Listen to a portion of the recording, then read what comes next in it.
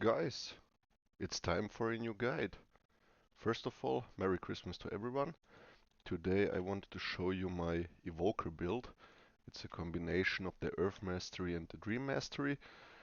Today I wouldn't say that I've fully completed the build, but I think I'm 95% finished. So I think it's okay to show you the current state of the build.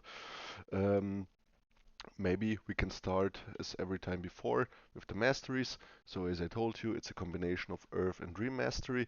In Earth, yeah, I would say pretty straightforward. Your main goal is to, of course, boost your damage. Most of your damage in the Evoker is coming from a combination of physical damage and fire damage. Also some vitality, but later on I will show you this as well. Your main goal is to, of course, increase your damage. Pretty easy. Earth Enchantment, fully maxed out. Also Brimstone as well. This skill, I would say maybe one of the most impressive passive skills in the game. Just max it out, as you can see.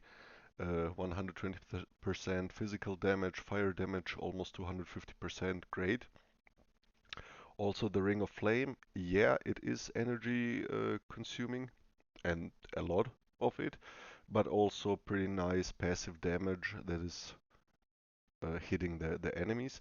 Also pretty nice with the Invoker, you are always standing in melee range, so most of the time Ring of Flame will just hit the enemy.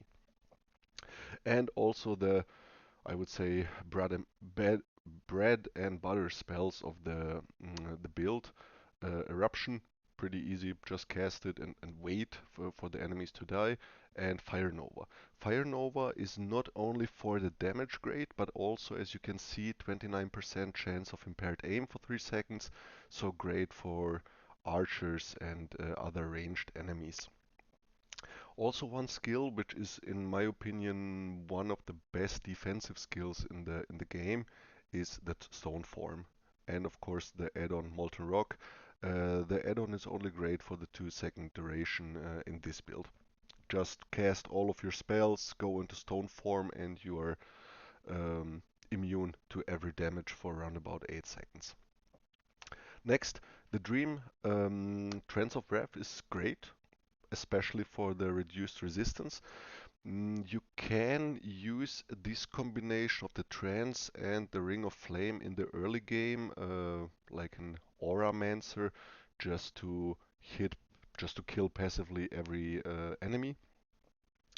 But in this build, yeah, later on in Legendary, you will see it's just great for the reduced resistance, but as you can see, 40%, which is a lot. Also, these nodes over here just increased physical and vitality damage, which is great for you. Defensive ability, you need it as a caster. And of course, total speed, great for movement speed and casting speed, as well as the chance to avoid projectiles, just more defense and slow resistance, like a nice utility passive skill. The next damage skill that I'm using is the Distort Reality. I told you in the beginning, most of the time you're dealing fire and physical damage, but in this skill you also have some vitality damage. And of course the add-on just to petrify the enemies, increase damage to demons, and also I wouldn't underestimate the 700 electrical burn damage. Also pretty great. The rest of the skills, like this one, just more defensive, more defense for the character, and I would say also the heat shield as well. Also, I wasn't speaking about this skill. It's great because it's like, yeah, an auto attack ability. As you can see, I'm just spamming it. I don't use any mana for it, and it's great to kill some enemies that maybe survive your rotation of all the skills. Next one, the what could we look first into it? Maybe the attributes. As you can see, it's a caster, but a combination of strength and intelligence. Pretty, I would say, hard to yeah, play these kind of hybrid characters. Why strength and why intelligence? Intelligence is increasing your vitality and fire damage. Strength is in increasing your physical damage. So perfect for these kind of casters. Maybe a short tip, I would also recommend to increase your strength and intelligence. You can ignore the dexterity because as you can see, I'm not playing with the Stonebinder cuffs in this build, and it's not really worth, in my opinion, to increase your offensive and defensive ability with dexterity. I mean, offensive ability, you don't need it in this kind of build because you're a caster, and defensive ability, it's much easier to get from items, as you can see here, as you can see in this spear or in this chest. But yeah, your main goal should be to increase intelligence and strength. You can see I spent around about 400 points into intelligence, 214 points into strength, and ideal I think an ideal split for these two attributes. Also some points I put into health, not as much as usual, because I hit over 7k health, which is in my opinion for these kind of casters enough.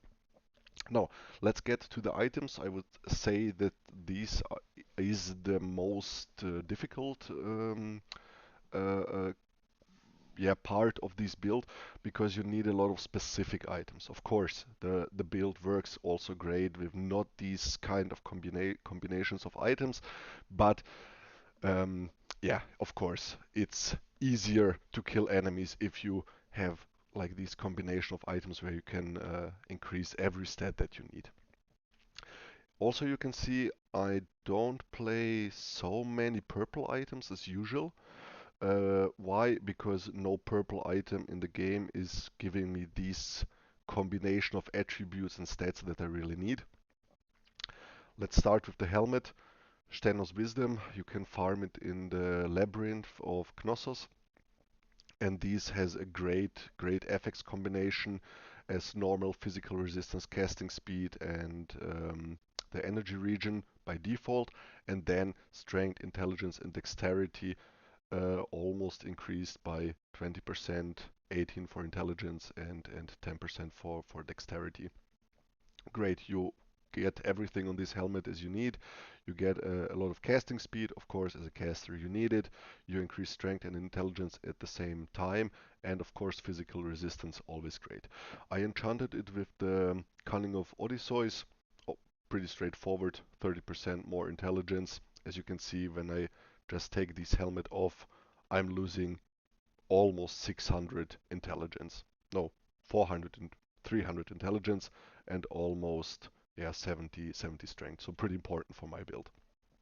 Next item, this amulet, also pretty self-explanatory. Strength, intelligence, health, energy, everything that these caster need. So I'm increasing again damage with strength and intelligence, health, yeah, for the defense, and energy just to cast more of my spells. And I enchanted with the Demon's Blood because I needed some stun and vitality resistance. Next item, I found this ring today. Pretty awesome ring. I got it from Eternal Embers. You see a lot of elemental resistance, some fire and burn damage, and a chance to dodge attacks. Dodge attacks is in this caster pretty good because I told you in the beginning you're standing a lot of melee in the melee range of the enemies. So to dodge attacks can be useful. And again, I enchanted it with the Star of Evening, elemental damage for more fire damage, casting speed to cast it to cast the spells just faster, and 50% damage increase to undead. I would say that this is better than demons because most of, I would say, at least 30% of the enemies that you're fighting in Titan Quest are some kind of undead. So this is pretty helpful. Next ring, just more strength, again more physical damage. You get it in the Dream Mastery, or you need it in the Dream Mastery, and of course in the Earth Mastery. More health, again more defense, and I increased this and I enchanted this one with the Wineskin, more physical damage, more health. So a pretty defensive ring for this build in my opinion. Next item, this spear. I would maybe say that the other blue spear from Atlantis, which gives total damage, is maybe even better, but I decided to play with this one because of the defensive ability, total speed, and again the +1 to all skills. Um, I told you also in the beginning that I would always increase in a caster build my defensive ability with items. The other blue spear didn't give defensive ability, so this time I decided to play with this one.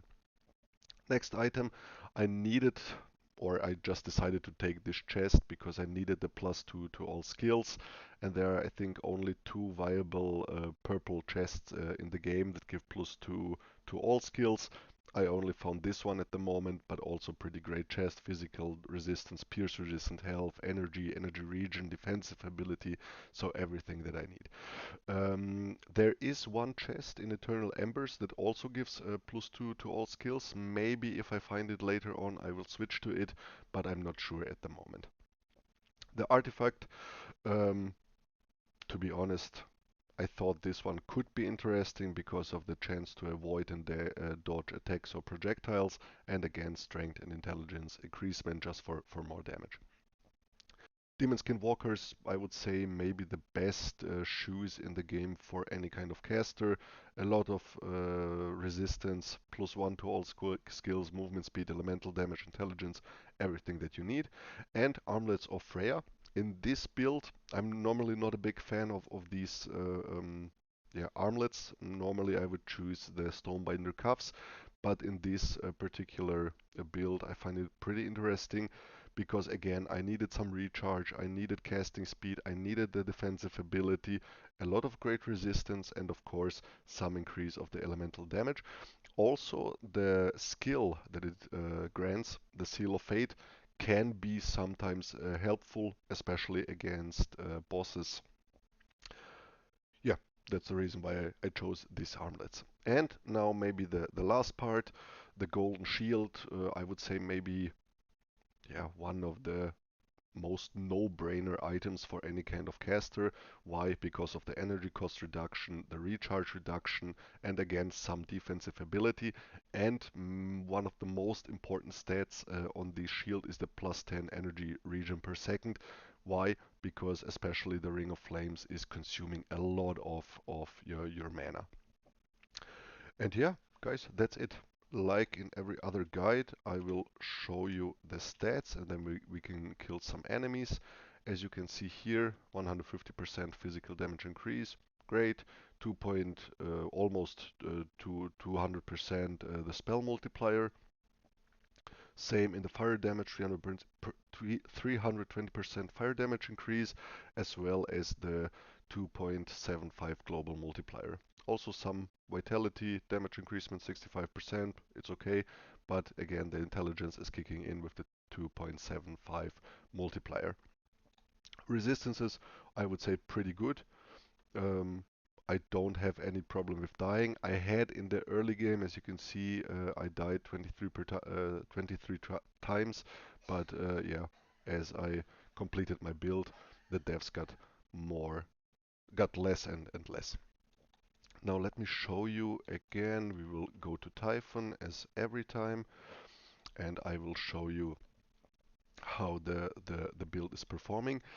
I would say it's a better build for killing a lot of enemies. It's not the best boss killer, but it also gets the job done.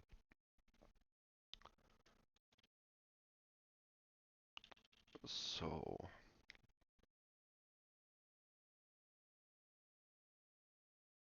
and you can now go to stone form, and as you can see, every enemy is dying while you are invincible. Let's move on. We are pretty close to Typhon. Just a little bit more. Every buff is on. Let's wait for his reflect buff. And now let's go to killing. As you can see also the left click is pretty great for almost died. Is also pretty great for now I lost also my buffs.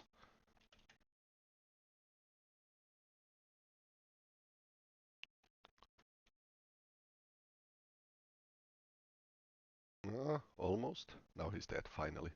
This wasn't maybe the best showcase. I messed a lot of stuff up, but as you can see, we still got him. Oh, even a key. And yeah, that's it. I hope you liked the guide. If you have any questions, leave it in the comment down below, and have a nice day.